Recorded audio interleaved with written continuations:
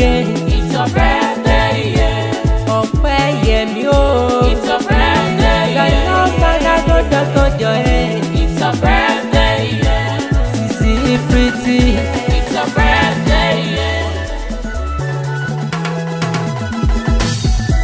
It's a joyful day when Aletono Beauty was born. 19th of September.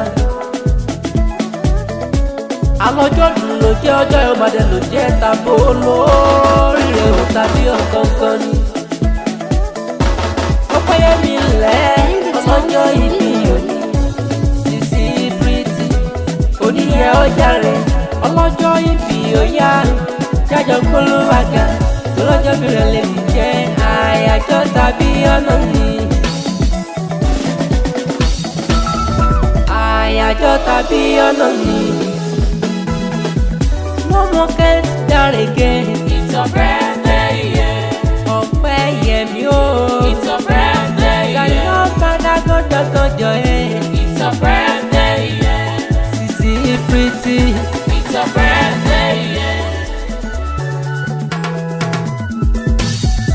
Wàdàgbà wàdògbò láyé òde ní báwọn bọjọ́ lọ òlọ́lọ́ oníbú ọ̀rẹ́ ni. Ọpẹ́ Yẹmí wá gbọ́ alọ́dún ìjẹsì máa sọ ẹ́ sí rere dandan ni.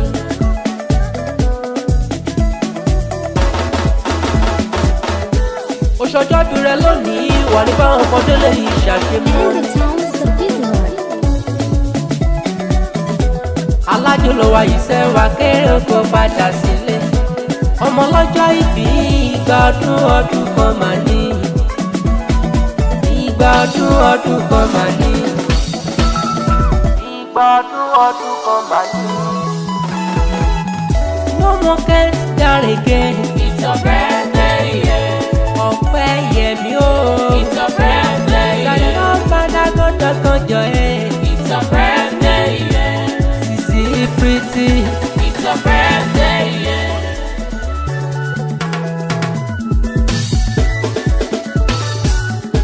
Jẹ́ńbá ọdẹ́lu bàbá tó bí ọlọ́mọ.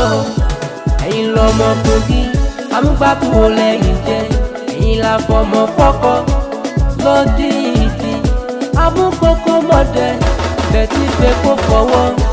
Lẹ́fín fọsẹ̀ nílé bàbá tó bí ọlọ́mọ. Ọpẹ́ Yẹmí o, ọjọ́ bí rẹ̀ gangan lẹ́yìn jẹ́. Asan ẹ̀ sí rẹ̀, àní asan ẹ̀ sí rẹ̀. No more can't start again. It's your birthday, yeah. Ọpẹ́ Yẹmí o. It's your birthday, Gàdá yeah. padà gbọ́dọ̀ kọjọ ẹ̀. It's your birthday, yeah. Sisi pretty. It's your birthday, yeah. Yẹmí birthday, yeah, on the mix.